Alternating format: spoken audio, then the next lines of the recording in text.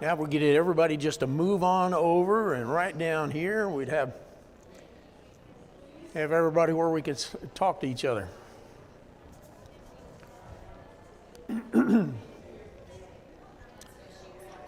I guess everybody's got to have their spot, right?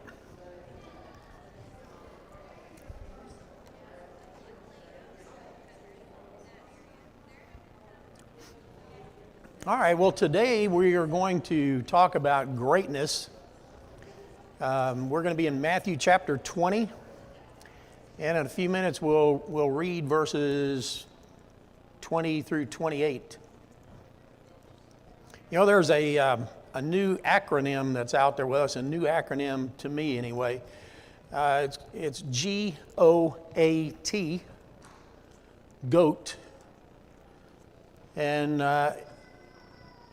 if you're like me, you had no clue the first time you saw that what in the world it meant. Goat. Why are they calling somebody a goat? Now, that seems a derogatory term to me.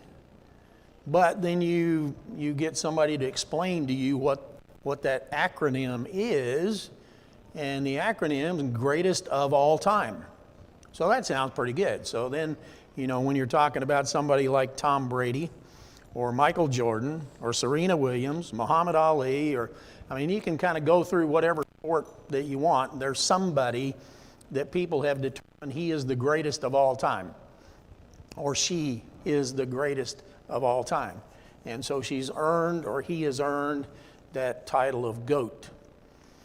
But if you're like me, you laughed the first few times you saw that.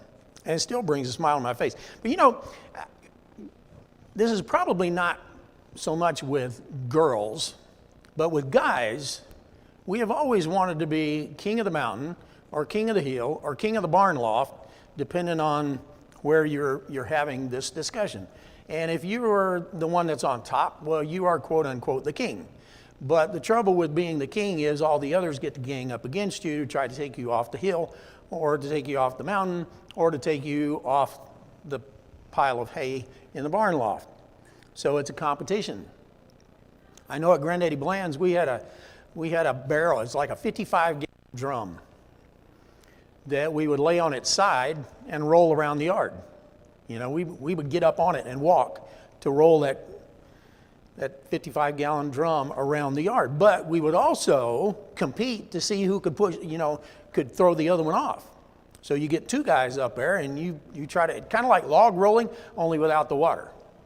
The deal is, if you start to lose your balance, you better get off the barrel, because hitting the barrel was kind of rough. But it was a competition to be the greatest, because we always wanted to be the greatest. Everybody wants to be the greatest. And it seems that Jesus' followers also wanted to be the greatest. Now, in Matthew's account, James and John's mom comes to talk to Jesus. So in Matthew chapter 20, starting in verse 20, then the mother of the sons of Zebedee, James and John, came to Jesus with her sons, bowing down and making a request of him. And he said to her, "What do you wish?" She said to him, "Command that in your kingdom these two sons of mine may sit, one on your right and one on your left." But Jesus answered, "You do not know what you are asking. Are you able to drink the cup that I am about to drink?" And they said to him, "We are able."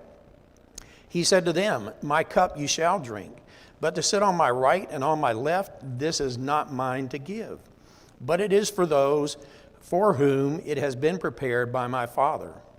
And hearing this, the 10 became indignant with the two brothers. But Jesus called them to himself and said, "You know that the rulers of the Gentiles lord it over them, and their great men exercise authority over them. It is not this way among you, but whoever wishes to become great among you shall be your servant. Whoever wishes to be first among you shall be your slave. Just as the Son of Man did not come to be served, but to serve, and to give his life a ransom for many." So there are two times that this account is recorded. It's recorded here in Matthew in chapter 20, verses 20 through 28 that I just read. It's also in Mark. chapter 10, verses 35 through 45. And they're slightly different, ever so slightly different. In Matthew's account, it mentions that James and John was kind of ushered in there by their mom. And mom makes the request. In Matthew's account, in Mark's account, he does not mention their mother, but simply says that James and John came to Jesus and made this request. Mark mentions a baptism that I am baptized with. Matthew's account does not mention that. Now, some later translations, they have put that in there, I guess to kind of help it match up with Mark's account, but it's not there in the older manuscripts. So it was something that was added. And Mark does not say that it was that this was by my father, unless, of course, that's been added later too. But it's not there in the original. So slightly different, but in essence, it's the same thing. Now, Jesus has been, as I said before, traveling toward Jerusalem. In Luke's account, starting back in chapter 9 all the way through chapter 19, the travel narrative that Luke has, Jesus is heading toward Jerusalem. We know now that he is in Jerusalem. But on his way and up to this point, Jesus has been preparing these men for what's going to take place. It's not like it's going to be a big surprise that Jesus is going to be betrayed, that he's going to be turned over to the temple officials, and then they will in turn hand him over to the Romans, that he will be crucified, and that 3 days later he will be raised from the dead. As a matter of fact, back in Matthew chapter 12, he tells them there, he says, you're asking for a miraculous sign. I'm not going to give you one. The only sign you're going to receive is that of Jonah. Just as Jonah was in the belly of the whale 3 days and 3 nights, so the Son of Man will be in the earth 3 days and 3 nights. He says, the folks of Nineveh, they're going to rise up against this generation because they repented at the preaching of Noah, one that is greater than Jonah, rather. That one that is greater than Jonah is here now, and you refuse to repent. He said, the queen of the south will also rise up in judgment against you because she searched the ends of the earth to find Solomon, to listen to all the wisdom and one that is greater than Solomon is here today, and you're not listening to him. In Matthew chapter 16, when Peter has just confessed that Jesus is the Christ, it says there that from that time on, Jesus began to explain to his disciples that he must go to Jerusalem and suffer many things at the hands of the elders, the chief priests, and the teachers of the law, that he must be killed, and on the third day be raised again. And then in Matthew chapter 17, when they came together in Galilee, he said to them, the Son of Man is going to be betrayed to the hands of men. They will kill him on the third day. He will rise to life. And his disciples were filled with grief. Then in Matthew chapter 20, now as Jesus was going up to Jerusalem, he took the 12 aside and said to them, we're going to Jerusalem. The Son of Man will be betrayed to the chief priests and the teachers of the law. They will condemn him to death, turn him over to the Gentiles, who will mock him, flog him, and crucify him. On the third day, he will be raised to life. And Mark's account in chapter 10 is essentially the same thing, talking about on their way up to Jerusalem, Jesus pulling them aside and telling them again. So he told them at least 3 times already going to take place when they get to Jerusalem. He will be betrayed to the chief priests. They will condemn him. They'll hand him over to the Roman officials who will mock him. They will flog him and they will crucify him. And 3 days later, he will be raised from the dead. So, at least 2 of these accounts reference the trip to Jerusalem. The others, different times, different places. But in every case, he says, again, 3 days later, I will be raised from the dead. So while they could be sad of what's going to take place, the betrayal, the mistreatment, the condemnation, the mocking, the flogging, the crucifixion, they should also be encouraged because he says 3 days later, I'm going to be raised from the dead, staying in the ground. I'm coming out. So as I said, Matthew's account makes mention of the mother of the sons of Zebedee, James and John. She's coming to them. Now, there's a bunch of commentators that have put a few verses together and they've come up with who this woman is, aside from the fact that she is the mother of James and John.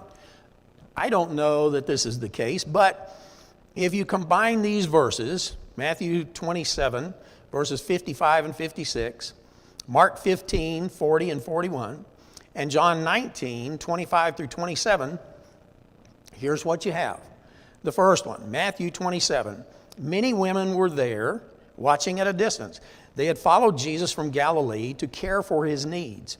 Among them were Mary Magdalene, Mary the mother of James and John, or James and Joseph, which is Jesus' mom, and the mother of Zebedee's sons. So there are many women. Matthew gives them three identifications. The mother of the sons of Zebedee, the mother of James and Joseph, and then Mary Magdalene. So the only one that really gets a name, the other two are described. We know it's Mary, the mother of Jesus, and there's somebody who is the mother of Zebedee's sons. Now, Mark's account, also of this same incident, he says some women were watching from a distance. Among those were Mary Magdalene, so that matches up. Mary, the mother of James the younger and Joseph, that matches up. Jesus' mom. And Salome.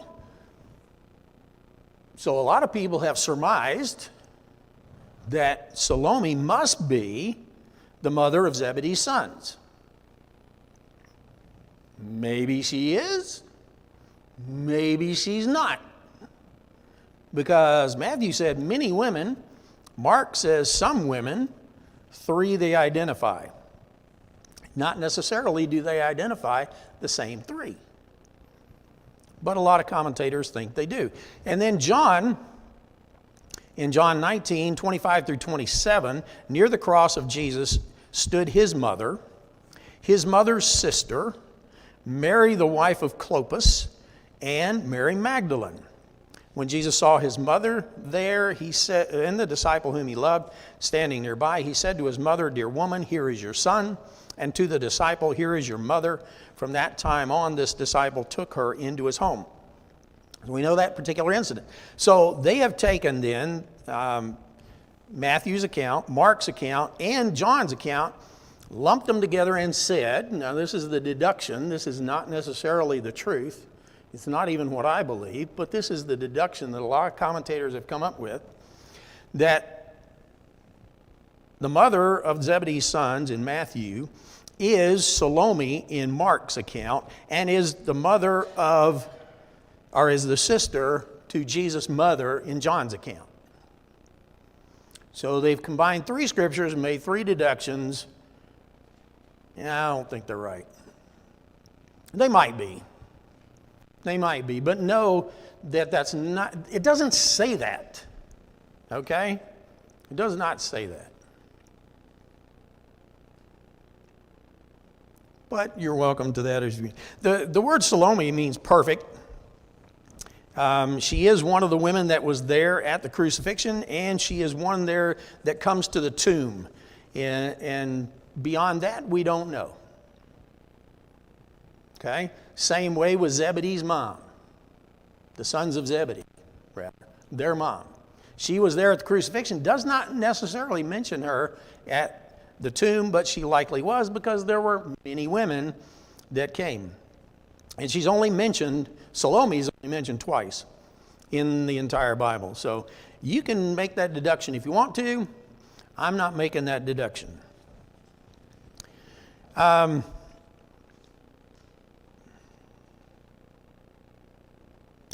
So what's the request?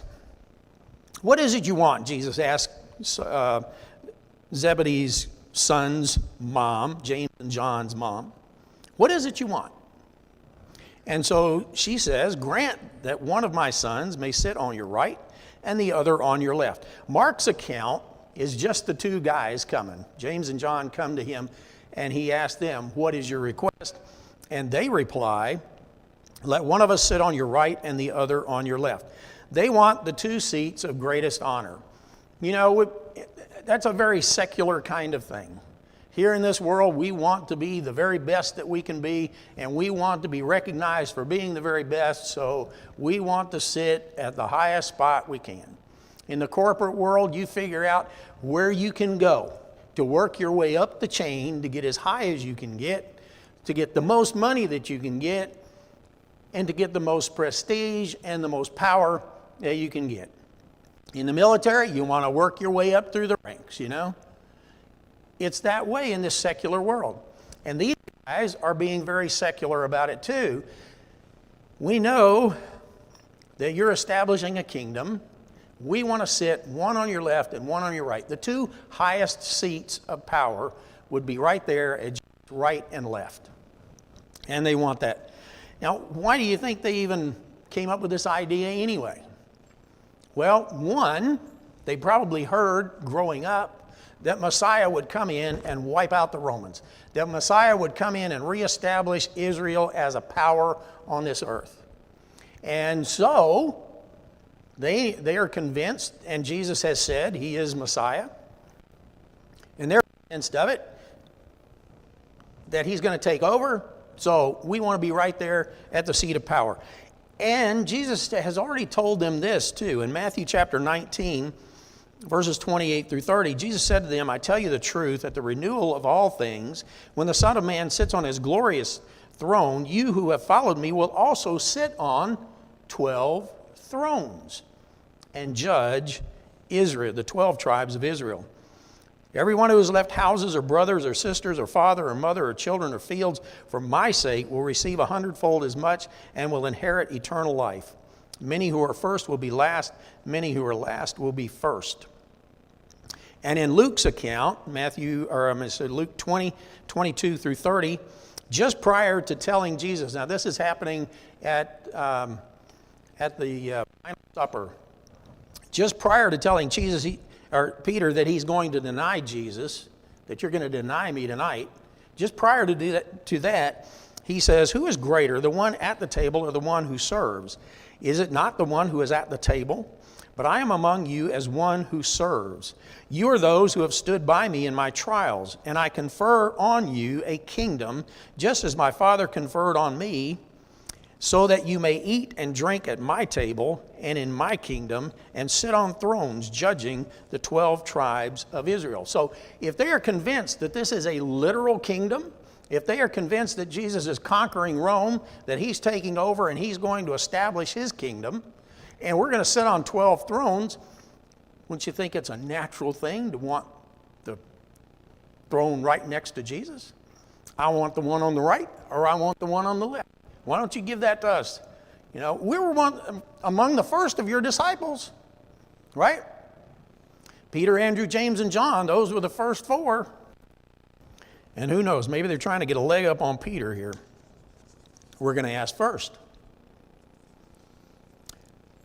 It's interesting, too, that even in Matthew's account, where their mom is asking the question, Jesus does not reply to the mother. Instead, he turns to the sons. So regardless of how this is orchestrated, whether it was, like Matthew says, with mom asking the initial question, or it's like Mark says, it was just these two guys coming up and asking the question. Doesn't really matter. Jesus addresses his response back to these two sons, these two disciples. He says, you don't even know what you are asking. Can you drink the cup I am going to drink? That's a difficult question. And I'm sure, being the self-assured kind of people that they are, and the I can do anything kind of guys that they probably are, they're going to respond with, oh yeah, can. This cup, in the Bible, it could be joy or sorrow, or it could be blessing or affliction. And it's often used, the cup metaphor is often used in Scripture to do that. I gave you several verses there. Psalm 23:5, my cup runs over, referring to the blessings that God is giving us. Psalm 116:13 talks about a cup of salvation. Psalm 75, 8 through 12 talks about a cup of sorrow or tragedy when the Lord cuts off the wicked from the land. Psalm 11:6 talks about the pouring out on the wicked what they deserve, so that would be God's wrath. Isaiah 51:17 talks about the cup of God's fury. And Jeremiah 25:15 and 16 talks about the cup being filled with God's wrath. Now in Mark's account, he also refers to a baptism. Can you accept the baptism that I am going to be baptized with? And Psalm 69:2 and 15 also talking about this baptism, signifying pain or persecution, being sunk in the sea. It's interesting that term would be used kind of being overwhelmed or carried over or covered over rather, or being buried in the sea. Interesting terminology there for this baptism, because that's what we talk about with baptism, right? Being covered over, being buried, and certainly Jesus was. And when I was in the military, the Air Force decided that I was going to be a medic. Now there were lots of reasons in my brain that I could not be a medic, but the Air Force said you're going to be one. So my deal was, if I'm going to be a medic, I am going to be the best medic that there could be. Now, also in their infinite wisdom, they decided to start me on the maternity ward. So I learned how to bathe babies, to diaper babies, to feed babies, to set up a delivery room, to assist in a delivery, to do all kinds of interesting things. And I was getting pretty good. But I remember there was one time at our congregation, one of the young ladies there was expecting. And she had a military hubby. And she come to Peggy and she says, "David works on a maternity ward, doesn't he?" And Peggy said, "Well, yeah, of course." She said, "Well, could you talk to him and just see if there's any way that when I go into labor, that he wouldn't be there?" And I didn't bat an eye, hardly. I thought, okay, yeah, I can understand that. I told her, I said, "Well, you go back and tell her that if there's any way possible, I will not. If she does not want the best medic up there in the delivery room with her for her delivery, I will make sure she gets the second best." That's what I told her, right? Yeah. God took care of that, though. She delivered in the middle of the night. That was not my shift, so we didn't have to worry about that. But I mean, that's the kind of the way we are, right? We always want the very best, and we think sometimes that we are the very best. And that's exactly how they responded. Yes, we can. Not a problem. We can do this. No hesitancy. They're very self-assured. Likely, as I said before, they're probably thinking about a physical kingdom. But as Jesus said, they really do not understand what they're asking. And they do not understand what they are saying they can do. Jesus says, "You will indeed drink from my cup, but to sit on my right or my left is not for me to grant. These places belong to those for whom they have been prepared by my Father." You remember the centurion, when the centurion came to Jesus and said, "My son is dying, I need you to come." And then when Jesus relents and he says he's going to come, he says, no, you don't even have to. I don't even want you. I'm not worthy for you to come under my roof. You just say the word and it'll be done, because I too am one under authority. He understood that Jesus was under authority, but also that Jesus had authority over a lot. Well, this is one of those times when Jesus acknowledges, yeah, I have authority, but there are some things that are not under my purview. And to sit on my right or to sit on my left, that's not something that I have the power to give. Even if I wanted to, I couldn't do that, because my Father has that as one of his things under his authority. But he says, you will indeed drink my cup. They will suffer and they will die for the cause of Christ. There are a lot of people, you know, when Peter is coming along there and Jesus tells Peter that he's going to be bound, that he will be taken, he will be killed. And Peter turns around and points at John. He says, what about him? And Jesus says, if I want him to remain until I return, what's that to you? And of course, then he goes on to explain that because that was said, a lot of people thought John would never die. But that's not what he said. He said, if I want him to remain until I return, what's that to you, Peter? Get about doing your job, is the point. So the rumor went around then that he wouldn't die. Well, we've come up with a different rumor. Our rumor is he died of old age. Where do we get that? We don't know. Probably from that same little phrase. Well, you see, Jesus said he was going to live until he died. No, he didn't. He said, Peter, what's it to you when John dies? Or how he dies? Or what happens to him when he dies? That's not for you. You get about doing your work. Taking it and kind of created our own little deal of We've invented all kinds of things about how these disciples died. There's only one that we know. James was beheaded. That's it. All the rest of them are rumors.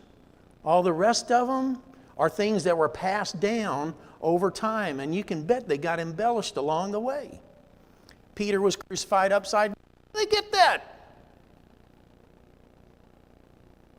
You think the Romans care how you want to be crucified? Go this way. No, they don't. They will indeed die. He says they will drink my cup. I think John died a cruel death too, because Jesus said so right here.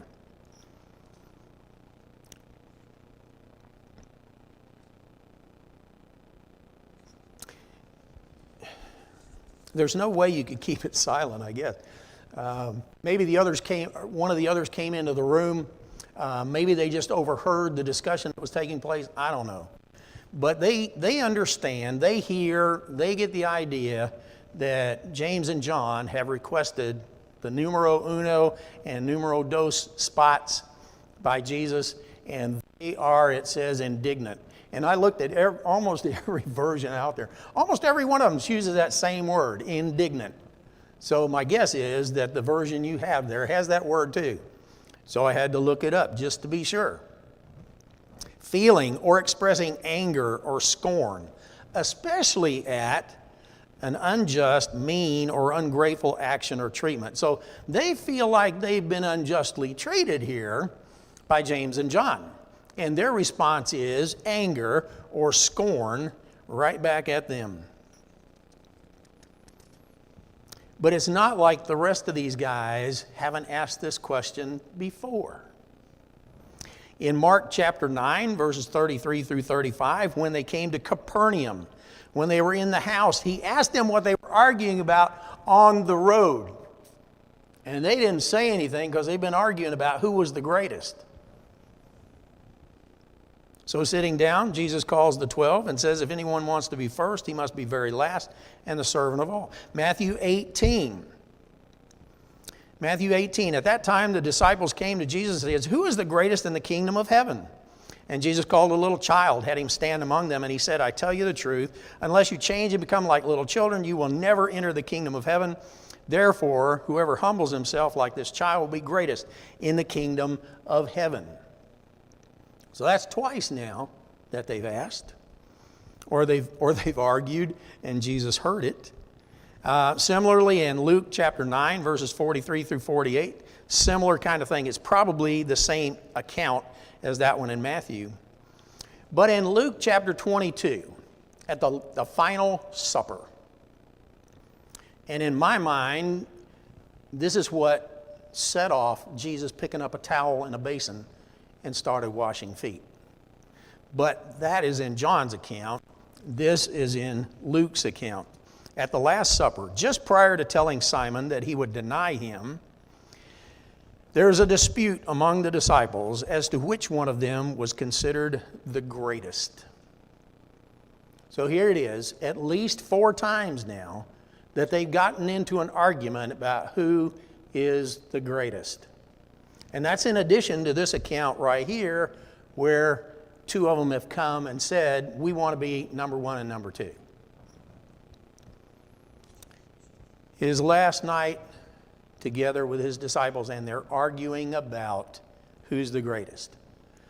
In my mind, that's when Jesus, he does tell them right here, that the Gentiles lorded over them. But instead, if you want to be greatest, you need to be a servant. I think that's when he picked up the towel in the basin and started washing their feet, because they're sitting around the table already arguing about who's the greatest. But there again, I can't prove it. Very childlike. And we are. We are often very childlike. It's kind of like Tony was saying earlier, if I have to say that one more time, yeah, you wonder if, Jesus, it's like the 4th time around. Do I have to say I shouldn't have to say this again. So Jesus explained to his disciples about true greatness. He calls them together and he says, the rulers of the Gentiles, they lord it over them, and their high officials exercise authority over them. Not so with you. Instead, whoever wants to be great among you must be your servant. Whoever wants to be first among you must be your slave. Just as the Son of Man did not come to be served, but to serve, and to give his life a ransom for many. I gave you some verses there too, but they basically boil down to being like Jesus. Philippians chapter 2, which is the last one of those verses, says we need to have the same mind about us that Jesus had.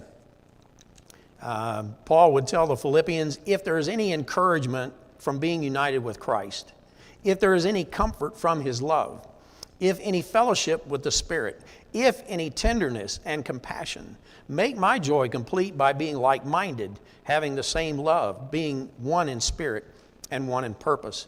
Do nothing out of selfish ambition or vain conceit, but in humility consider others better than yourself.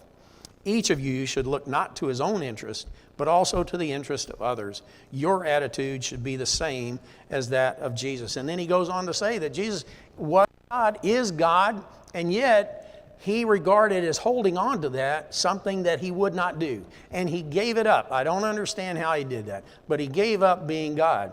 For the time he was here on this earth, he was not everywhere present. He was not all-knowing. He was not all-powerful. He was human. I cannot fathom the kind of humility that takes to give up all of that to be like you and me, for you and me. He did that just for you and me. And that's incredible. And he says, we need to have that same kind of attitude. I need to regard my brother and sister as one that I would serve, one that I am willing to serve. I need to be your slave. I need to be willing to serve you. I need to be willing to lift you up. If your feet need washing, I need to wash them. If your lawn needs mowing, I need to mow it. If you need food, I need to provide it. Why? To be like Jesus. We need to have that same kind of attitude, that we're like him. And those other verses kind of revolve around that, basically to love one another. We need to get out of the world's mindset of, I want to be number one. I want to be on your right hand. I want to prove to you, God, I am your right hand man. I'm the best thing that you've ever seen, God, the best possible Christian. And worry about serving one another, because when we serve one another, we're more like Christ. And Jesus says that is greatness. Thank you very much for your attention today and for this quarter. And starting next week, we had a new quarter and probably a different guy every week. So that'll be fun. We'll get through the summer with the summer series. Have a great day.